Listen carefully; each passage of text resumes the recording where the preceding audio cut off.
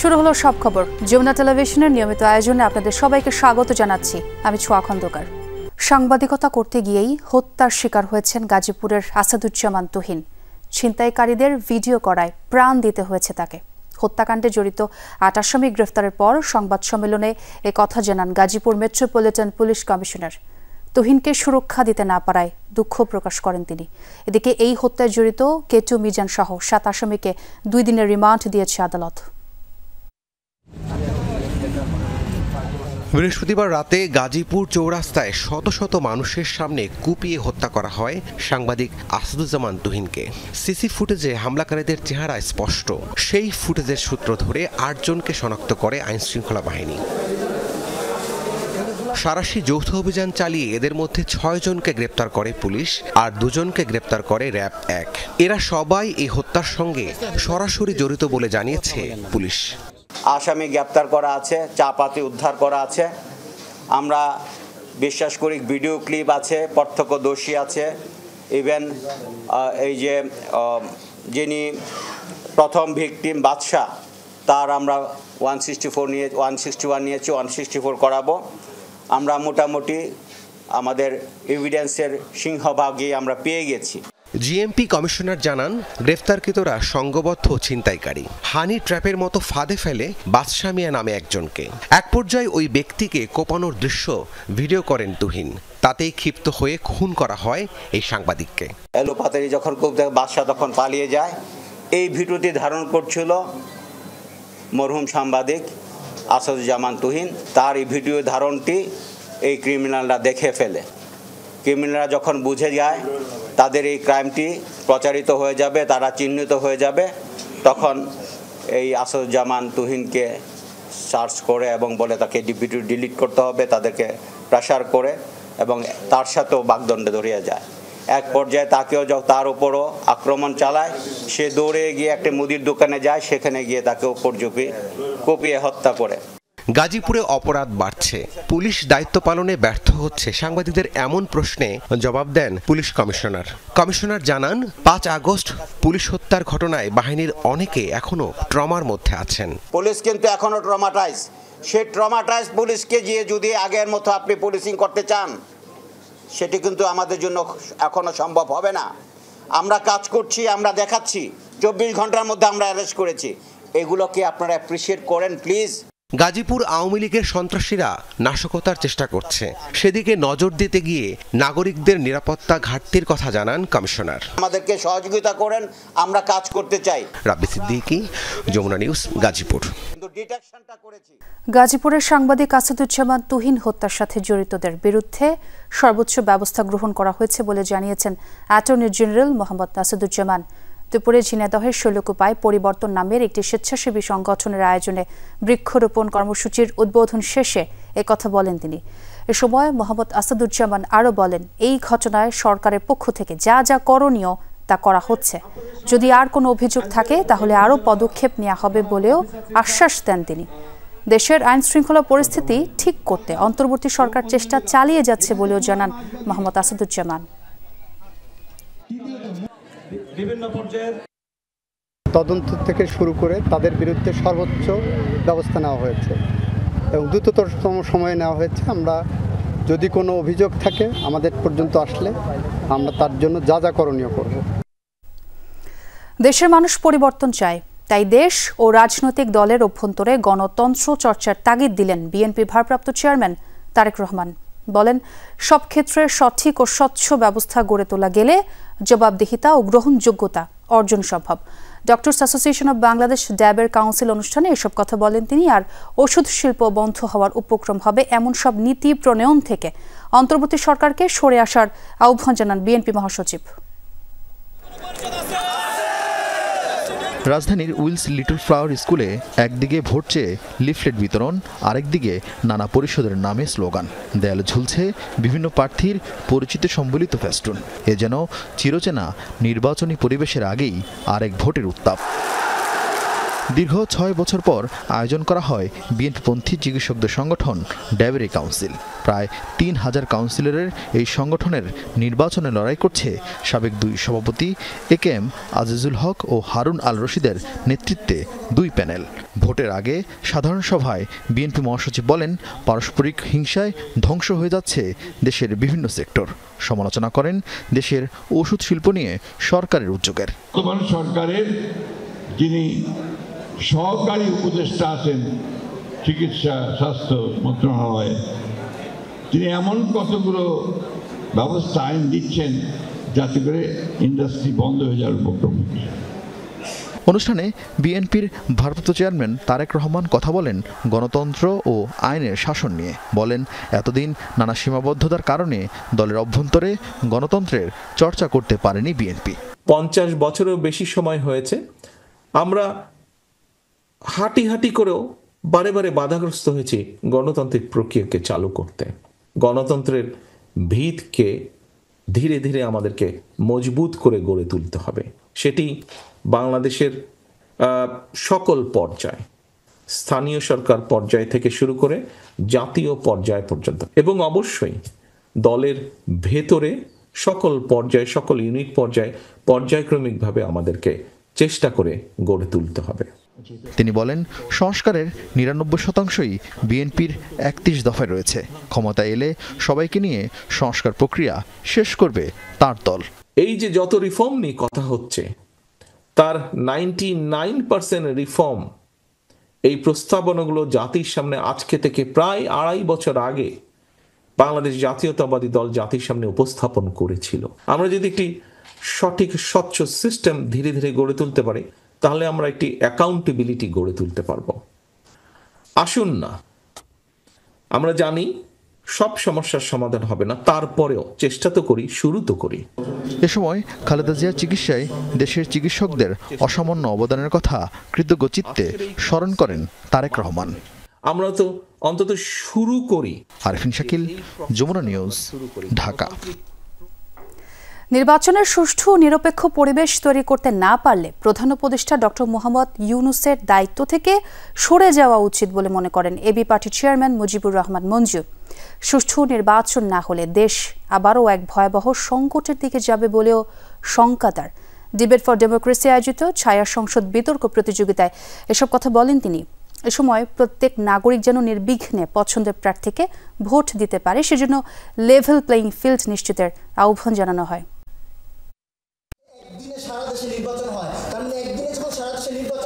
Debate for democracy আয়োজিত সুষ্ঠু নির্বাচনের জন্য নির্বাচন কমিশন, প্রার্থী ও ভোটারদের ভূমিকা নিয়ে ছায়া সংসদের বিতর্ক। সরকারি দলের ভূমিকায় ঢাকা কলেজ আর বিরোধী দলের ভূমিকায় ঢাকা কমার্স কলেজের বিতার্কিকরা। দুপক্ষের বক্তব্য শুনে প্রধান অতিথি এবি পার্টির চেয়ারম্যান মুজিবুর রহমান মঞ্জু বলেন, সুষ্ঠু ভোট আয়োজনে নির্বাচন কমিশনকে শক্তিশালী ভূমিকা রাখতে হবে। তার শঙ্কা, আসছে নির্বাচন সুষ্ঠু না হলে দেশ আরেকটি ভয়াবহ সংকটে পড়বে। এই যে একটি দল ক্ষমতায় চলে আসছে, এই ধরনের ধারণা তৈরি হচ্ছে, এটা নির্বাচন পরিচালনা এবং সেই সংশ্লিষ্ট দলের জন্য অত্যন্ত ভয়ঙ্কর এবং ক্ষতিকারক। আজকে যারা বলছেন নির্বাচন হলে সমস্যার সমাধান হবে, না, নির্বাচন যদি সুষ্ঠু না হয় ভয়াবহ আরেকটা সংকটের দিকে আমাদেরকে নিয়ে যাবে। লেভেল প্লেইং ফিল্ড যদি করা না যায়, আমি পার্সোনালি আমার ওপিনিয়ন থাকবে প্রফেসর ইউনূস এই ধরনের ইলেকশন যাতে উনি হ্যান্ডেল না করেন, কারণ এটা ওনার জীবনের জন্য একটা চিরস্থায়ী কলঙ্ক তৈরি হবে ওনার ক্যারিয়ারে। পরাজিত গোষ্ঠী পাশের দেশে অফিস খুলে এদেশের নির্বাচন বানচাল করতে চায়। এজন্য অভ্যুত্থানের পক্ষের শক্তিগুলোর মধ্যে ফাটল ধরানোর চেষ্টায় তারা লিপ্ত বলে অভিযোগ ডিবেট ফর ডেমোক্রেসির চেয়ারম্যানের। ভারতে অবস্থানকারী আওয়ামী লীগের যে দোসররা বাংলাদেশের বিরুদ্ধে যে ষড়যন্ত্র করবার চেষ্টা করতে, তাদেরকে পুশিং করে বাংলাদেশে ফেরত পাঠিয়ে দেওয়া হোক। বাংলাদেশ সরকার তাদেরকে তাদের যে যার যতটুকু অপরাধ রয়েছে সে অপরাধ অনুযায়ী তাদেরকে বিচারের ব্যবস্থা করে ভবিষ্যতে তারা রাজনীতিতে অংশগ্রহণ করতে পারবে কিনা সেটি বাংলাদেশের জনগণই তারা সিদ্ধান্ত নেবে। বিতর্কে বিজয়ী হয় সরকারি দল ঢাকা কলেজ। রাজীব আহমেদ, যমুনা নিউজ, ঢাকা। আগামী ফেব্রুয়ারির প্রথমার্ধেই হবে জাতীয় নির্বাচন। রংপুরে আইন শৃঙ্খলা বাহিনীর সাথে মতবিনিময় সভা শেষে জানিয়েছেন প্রধান নির্বাচন কমিশনার AMM নাসির উদ্দিন। এর আগে সকালে রংপুরে নির্বাচন কর্মকর্তাদের সাথে মতবিনিময় করেন তিনি। নির্বাচন এগিয়ে আসার সাথে সাথে আইন শৃঙ্খলা পরিস্থিতির আরও উন্নতি হবে বলে আশা করেন সিইসি। জানান, ভোটে আইন শৃঙ্খলার যে কোনো চ্যালেঞ্জ মোকাবেলায় প্রস্তুত কমিশন। আরও বলেন, বিগত নির্বাচন প্রক্রিয়ার সাথে যারা জড়িত ছিলেন তাদের যথাসম্ভব বাদ দিয়ে নতুন কর্মকর্তা সংযুক্ত করা হবে। এরই মধ্যে নির্বাচনী প্রচারণায় এআই এর ব্যবহার মোকাবেলায় উদ্যোগ নেওয়া হয়েছে, আর ভোটের 2 মাস আগে তফসিল ঘোষণা করা হবে জানান প্রধান নির্বাচন কমিশনার। আস্তে আস্তে দেখবেন ইলেকশনের তারিখ দিনক্ষণ গণে আস্তে আস্তে ইনশাল্লাহ আমার বিশ্বাস অবস্থার আরো উন্নতি হবে। It is under hour active consideration যে আমরা যারা আগে এই ধরনের সাথে জড়িত ছিল তাদেরকে যথাসম্ভব ব্যবহার না করার বিষয়টি আমরা চিন্তা করছি।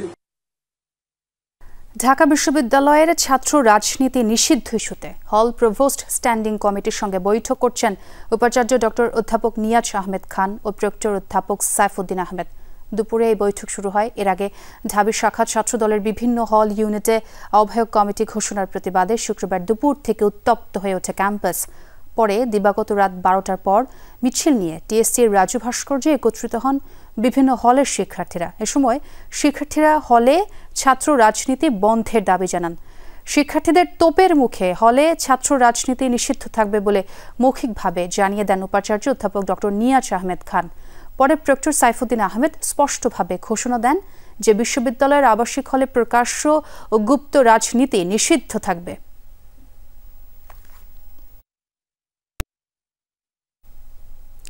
এদিকে ঢাকা বিশ্ববিদ্যালয় প্রশাসনের হলে রাজনীতি নিষিদ্ধ ঘোষণার সিদ্ধান্তকে প্রত্যাখ্যান করেছে ছাত্রদল। বলছে, ছাত্রদলের জনপ্রিয়তা দেখেই কারো উস্কানিতে আবাসিক হলে রাজনীতি নিষিদ্ধের সিদ্ধান্ত নিয়েছে প্রশাসন। অন্যদিকে শিবিরের দাবি, হলে রাজনীতি না রাখার সুপারিশ আগে থেকেই করে আসছে তারা। ঢাকা বিশ্ববিদ্যালয়ের যে অধ্যাদেশ 1973 সালের, সেখানে কারোর রাজনৈতিক কিংবা সামাজিক অধিকার ক্ষুণ্ণ করার এখতিয়ার কিন্তু বিশ্ববিদ্যালয় প্রশাসনের নাই। আমরা বিশ্ববিদ্যালয় প্রশাসনের কাছে জানতে চাইব তারা কোন এখতিয়ার বলে এই ধরনের সিদ্ধান্ত গ্রহণ করছে। আমরা বিশ্ববিদ্যালয় হল এরিয়ায় আমাদের কোনো ধরনের রাজনৈতিক কর্মসূচি পরিচালনা করি নাই। আমরা আমাদের সকল ধরনের রাজনৈতিক কর্মসূচি সাধারণত টিএসসি, মধুর ক্যান্টিন বা বিশ্ববিদ্যালয়ের অন্য মূল যে প্লেস, সেই প্লেসগুলো কেন্দ্রিক পরিচালনা করেছি। হাসপাতালের বিছানায় আদ্ধ মেলা চোখে কেউ বলছেন, মা আমার স্কুলে যাওয়ার সময় হয়েছে, রেডি করে দাও। বিভ্রান্ত কণ্ঠে কারো আকুতি, টিফিন বক্সে প্রিয় খাবারটি দিতে ভুল যেন না হয়। ব্যালিস্টন স্কুল অ্যান্ড কলেজে আশ্রয় পড়া যুদ্ধ বিমানের আগুন পোড়া শরীরে আহত শিশুরা চেতন অবচেতনে বলছেন এসব কথা। মানসিক ট্রমা আর শারীরিক অসুস্থতা কাটিয়ে দুরন্ত জীবনে ওরা ফিরবে, এই প্রত্যাশা স্বজন শুভাকাঙ্ক্ষীদের। আলামিন হক অহনের রিপোর্টে বিস্তারিত। ওর খুব শখ ক্যাট কলেজে পড়বে। ও বলেছিল, মামা আমার তো হাত পুড়ে গেছে, আমি ক্যাট কিভাবে করবো। প্রতিদিনই প্রিয় ভাগ্নি মেহেরিন মামা ফাহাদকে এভাবেই তার আকাঙ্ক্ষার কথা বলছেন। কবে সে ফিরবে ঘরে? প্রশ্ন, স্কুল মাঠের দুরন্ত দিন মিলবে কি এই পোড়াদেহ নিয়ে? ওর হাত দেখে আর কানাকাটি করে যে মামা আমাকে তো এই অবস্থা ক্যারেটে নিবে না। চতুর্থ শ্রেণী পড়ুয়া মেহেরিনের মতো আরও 23 শিশু ভর্তি আছে জাতীয় বার্ন অ্যান্ড প্লাস্টিক সার্জারি ইনস্টিটিউটে। তাদের মধ্যে 6 জনের অবস্থা খুব একটা ভালো নয়। সিভিয়ার ক্যাটাগরিতে 5 জন রোগী আছে, একটা রোগী ক্রিটিক্যাল আছে। এই 6 জন রোগীকে নিয়ে আমাদের স্টিল আমরা ফাইট করছি। ইউকে থেকে কিছু ডাক্তার এবং নার্স আসছেন, ওনারা আমাদের পরবর্তী যে কার্যক্রম রিহ্যাবিলিটেশনের একটা ব্যাপার আছে, তার সাথে আমাদের আইসিইউর কিছু উন্নতির যে বিষয় আছে, এগুলো নিয়ে তাদের সঙ্গে আমাদের কিছু পরামর্শ। আহতদের সবাই মানসিক ট্রমায় ভুগছেন। একই সাথে রোগীর স্বজনরাও বের হতে পারছেন না এই বিপর্যয় সময় থেকে। যে এটা যদি স্বপ্ন হইতো, স্বপ্নটা ভাঙতেছে না কেন? এই দুঃস্বপ্নটা ভাঙে না কেন? জাতীয় মানসিক স্বাস্থ্য ইনস্টিটিউটের 3 জন ও ঢাকা মেডিকেলের মানসিক রোগ বিভাগের 2 জন করে চিকিৎসক প্রতিদিনই সেবা দিচ্ছেন আহতদের।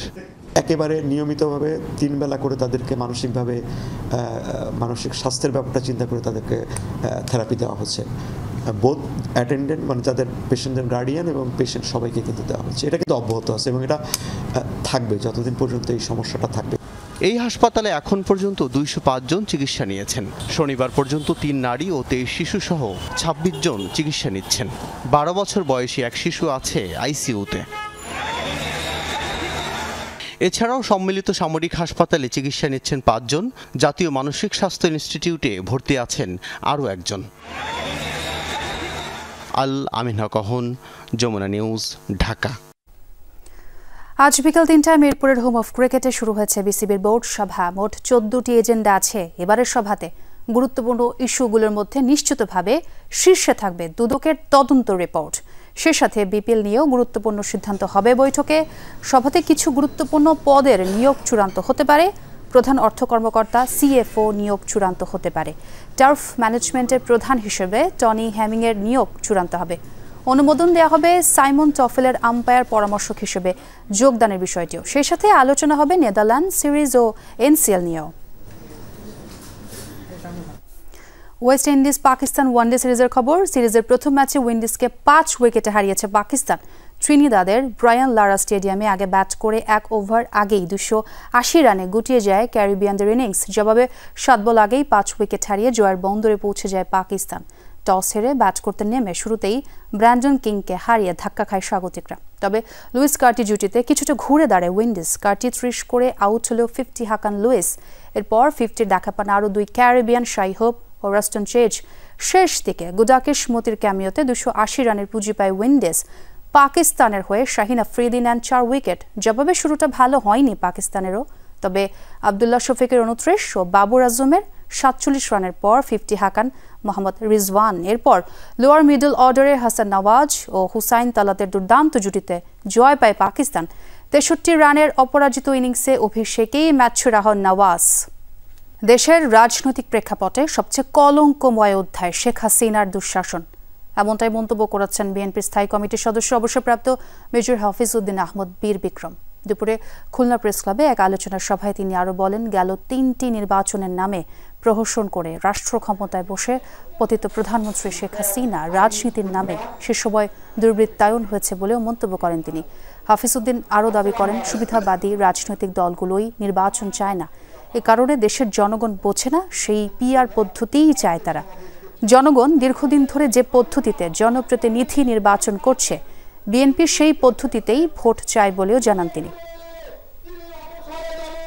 বাংলাদেশের রাজনৈতিক প্রেক্ষাপটের সবচেয়ে কলঙ্কময় ঘটনা শেখ হাসিনার দুঃশাসন।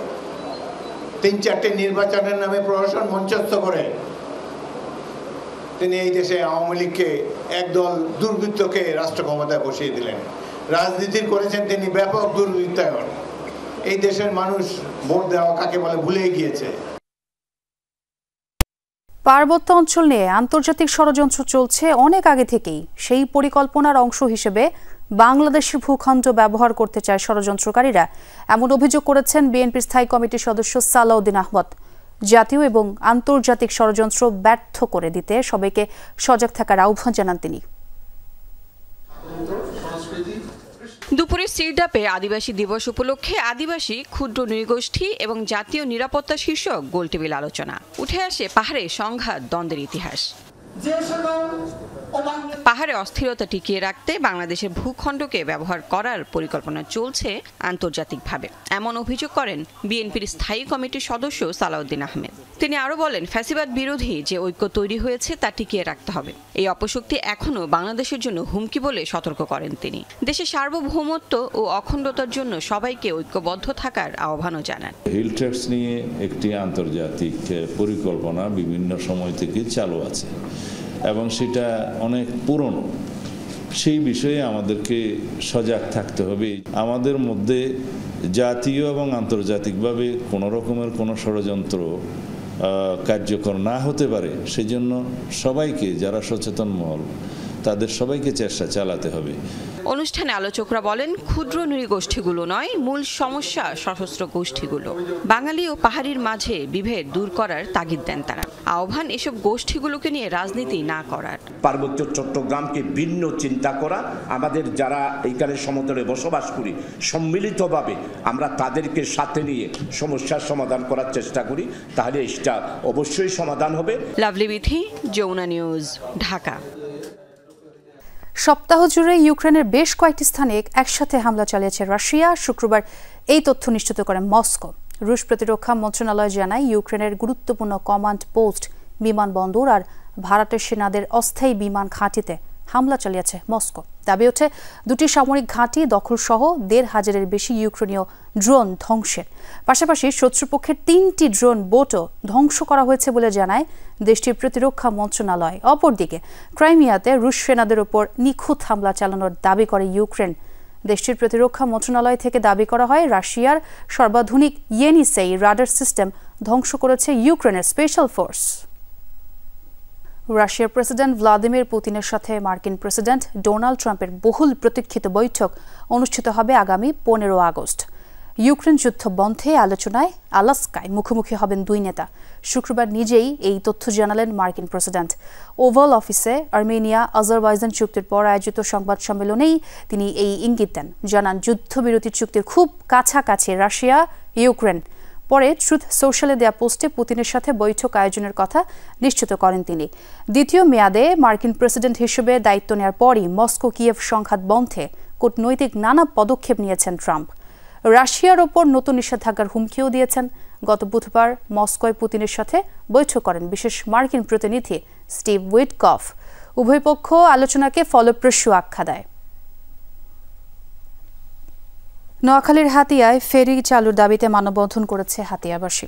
সকালে প্রেসক্লাবে এই মানববন্ধন কর্মসূচির আয়োজন করে হাতিয়ার সম্মিলিত সংগঠনগুলো। তাদের অভিযোগ ফেরি না থাকায় চিকিৎসা, শিক্ষা, ব্যবসা, অবকাঠামোগত উন্নয়ন মারাত্মকভাবে বাধাগ্রস্ত হচ্ছে। জরুরি চিকিৎসার জন্য হাসপাতালে যেতে দীর্ঘ সময় লাগায় এটি ঝুঁকির কারণ হয়ে দাঁড়িয়েছে। এতে রোগীরা সময় মতো পাচ্ছেন না চিকিৎসা আর পণ্য পরিবহনে ভোগান্তিতে ব্যবসায়ীরা। প্রায় ৭ লাখ অধিবাসীর উন্নয়নের জন্য ফেরি চালুর বিকল্প নেই।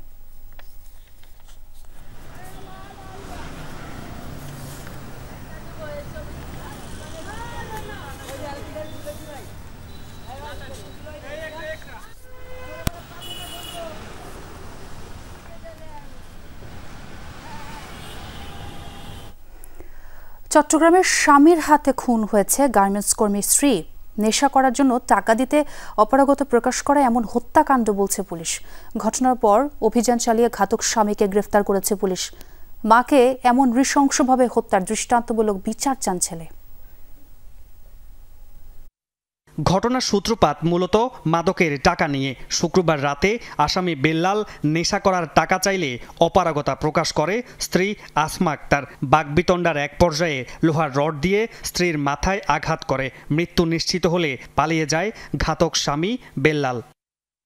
চিৎকার চেঁচামেচি শুনে পাশের রুম থেকে ছুটে আসে 18 বছর বয়সী ছেলে হান্নান। রক্তাক্ত অবস্থায় মাটিতে পড়ে থাকা মাকে নিয়ে নগরীর বেসরকারি হাসপাতালে নিয়ে গেলে কর্তব্যরত চিকিৎসক মৃত ঘোষণা করেন। আম্মুকে মানে বারে একটা দিয়ে ফেলছে, মানে আরেকটা দিছে, 2টা দিয়ে ফেলছে। যখন আরেকটা দিবে তখন আমার হাতে লাগছে।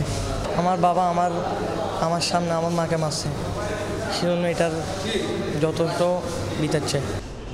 এমন নৃশংস হত্যাকাণ্ড আর কোনো পরিবারে যেন না ঘটে, সেজন্য আসামি বেল্লালের সর্বোচ্চ শাস্তি চায় নিহতের স্বজনরা। আমার স্বামী যেভাবে নির্ভাবে অত্যাচার করে মারছে, এরকম কোনো মানুষের কোনোদিন কেউ মারে না। প্রায় সময় ওরে ফিরাইত, কিংবা ওরে ঘুষাইত, লাথি দিত, ফিরাইত। খবর পেয়ে ঘটনাস্থলে পৌঁছে পুলিশ অভিযান চালিয়ে বন্দর এলাকা থেকে বেল্লালকে গ্রেফতার করা হয়। স্ত্রীকে খুন করার দায় স্বীকারও করে আসামি। থানা পুলিশ ঘটনাস্থলে গিয়ে লাশ উদ্ধার করে পোস্টমর্টমের জন্য প্রেরণ করে এবং তাৎক্ষণিক আমাদের একটা চৌকস টিম আসামি গ্রেপ্তারের জন্য অভিযানের নামে আমরা এই অভিযান পরিচালনা করিয়া ওই ঘটনার সহিত জড়িত মেইন আসামিকে আমরা গ্রেপ্তার করে থানা নিয়ে এসেছি, তাকে আমরা বিজ্ঞ আদালতে প্রেরণ করব।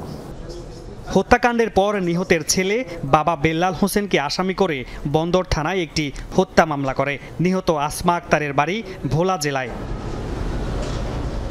মামুন নুরশিদ অভি, যমুনা নিউজ, চট্টগ্রাম।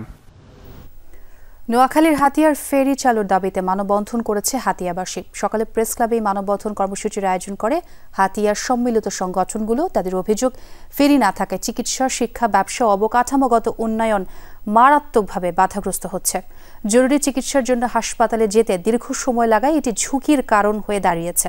এতে রোগীরা সময় মতো পাচ্ছেন না চিকিৎসা আর পণ্য পরিবহনে ভোগান্তিতে ব্যবসায়ীরা। প্রায় 7 লাখ অধিবাসীর উন্নয়নের জন্য ফেরি চালুর বিকল্প নেই।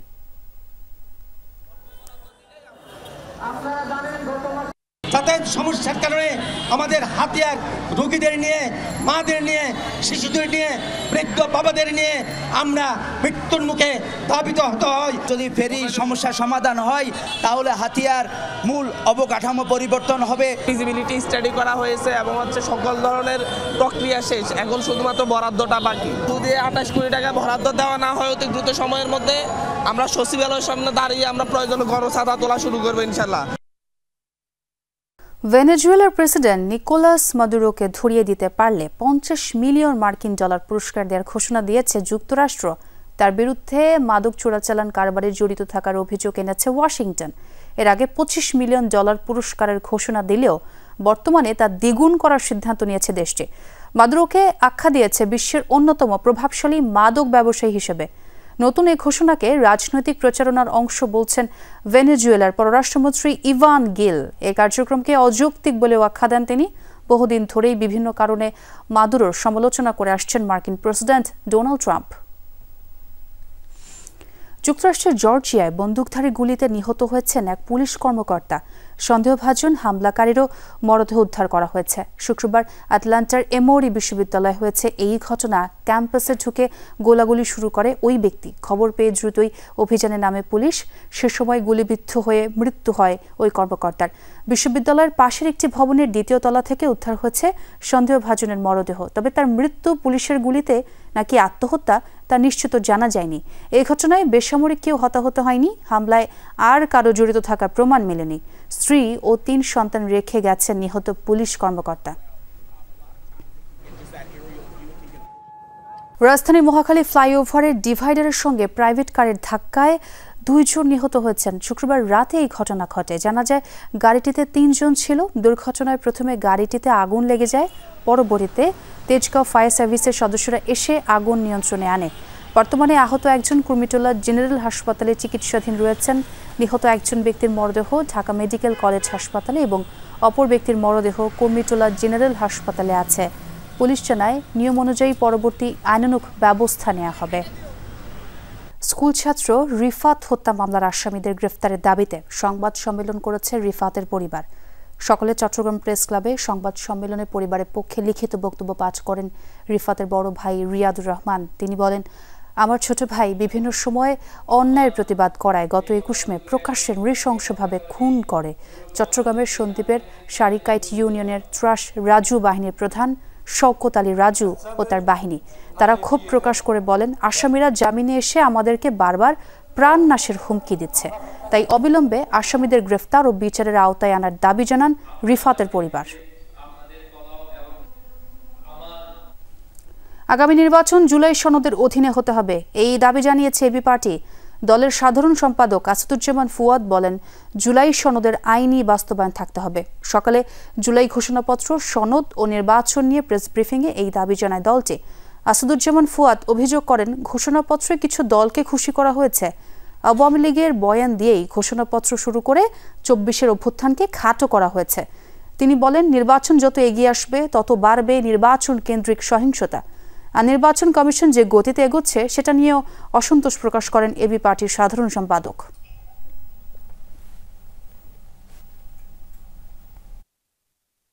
এই নির্বাচনটা জুলাই সনদের অধীনে হতে হবে এবং এই জুলাই সনদের একটা আইনি ভিত্তি থাকতে হবে যে এটাকে ভিত্তি করেই সংবিধান যতটুকু থাকবে অতটুকু থাকবে, এটার সাথে যেটা যাবে না সংবিধানের সেই ধারাগুলো বাতিল হয়ে যাবে অথবা সাসপেন্ডেড হয়ে যাবে।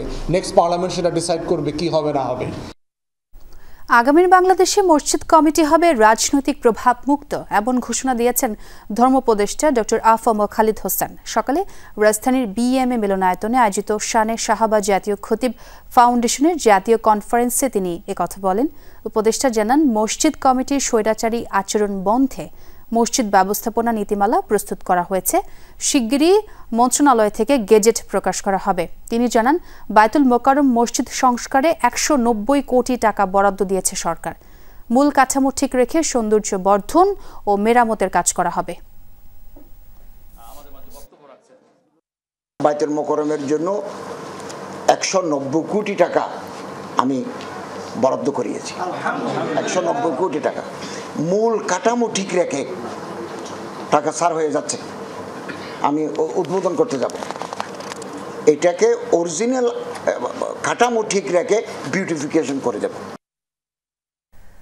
সবুজায়নের উপর গুরুত্ব দিয়ে চট্টগ্রামের সাতকানিয়ায় বৃক্ষরোপণ কর্মসূচি পালন করেছে আমিলাইক যুব উন্নয়ন সোসাইটি। উপজেলার আমিলাইশ ইউনিয়ন পরিষদের মাঠে চারা রোপণের মাধ্যমে বৃক্ষরোপণ কর্মসূচির উদ্বোধন করেন চট্টগ্রাম নৌবাহিনী স্কুল অ্যান্ড কলেজের প্রফেসর মোহাম্মদ হোসাইন। তাছাড়া ইউনিয়নের প্রতিটি ওয়ার্ডের বিভিন্ন স্কুল মাদ্রাসা সহ কয়েকটি সংস্থার প্রতিনিধিদের হাতে প্রায় 5 শতাধিক ফলজ, বনজ ও ঔষধি গাছের চারা বিতরণ করা হয়।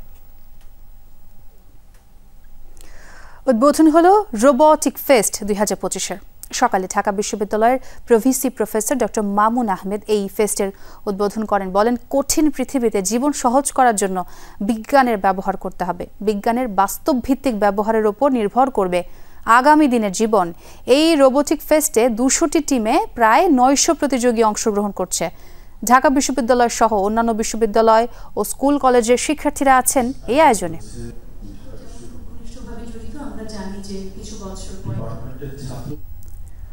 অভিবাসন ইস্যুতে উত্তাল যুক্তরাজ্যের রাজধানী লন্ডন। শুক্রবার একে অপরের বিরুদ্ধে বিক্ষোভে নামে অভিবাসনের পক্ষে ও বিপক্ষে অবস্থানকারীরা। অভিবাসন প্রার্থীদের আশ্রয় দেয় লন্ডনের এমন 2টি হোটেলের সামনে হয় পাল্টাপাল্টি কর্মসূচি। তবে সংখ্যার দিক থেকে এগিয়ে অভিবাসন বিরোধীরাই টপ দ্য বোটস স্লোগানে জোরালো প্রতিবাদ জানায় তারা। এ সময় বিক্ষোভকারীদের 2 জনকে গ্রেফতার করে পুলিশ। গেল সপ্তাহেও বিক্ষোভকারীদের বেশ কয়েকজনকে আটক করে দেশটির নিরাপত্তা বাহিনী। ছোট নৌকা করে লন্ডনের উপকূলে পৌঁছে বিভিন্ন দেশের এসব অভিবাসন প্রার্থীরা। চলতি বছরে ইতোমধ্যে এই সংখ্যা ছাড়িয়েছে 25,000 জন। আজারবাইজান আর্মেনিয়া শান্তি চুক্তির মধ্যস্থতাকারী হিসেবে প্রশংসিত হলেও 2 দেশের কাছ থেকেই বিশেষ সুবিধা পাচ্ছে যুক্তরাষ্ট্র। দক্ষিণ ককেশীয় জ্বালানি সমৃদ্ধ অঞ্চলটিতে কৌশলগত ট্রানজিট করিডোর তৈরির সুযোগ পাবে তারা, যার নাম দেওয়া হচ্ছে ট্রাম্প রুট। বিশ্লেষকরা বলছেন, এর মধ্য দিয়ে রাশিয়াকে পাশ কাটিয়ে পুরো অঞ্চলে প্রভাব খাটানোর পথ তৈরি হয়েছে যুক্তরাষ্ট্রের জন্য। 1991 সালে সোভিয়েত ইউনিয়ন থেকে স্বাধীনতা পায় আজারবাইজান আর্মেনিয়া। তারও বেশ আগে 80-র দশকের শেষের দিকে নাগর্নো কারাবাখের নিয়ন্ত্রণ নিয়ে বিবাদের সূচনা হয় দক্ষিণ ককেশীয় অঞ্চলের 2 প্রতিবেশীর মধ্যে। স্বাধীনতার সময় নাগর্নো কারাবাখের দখল নেয় আর্মেনিয়া।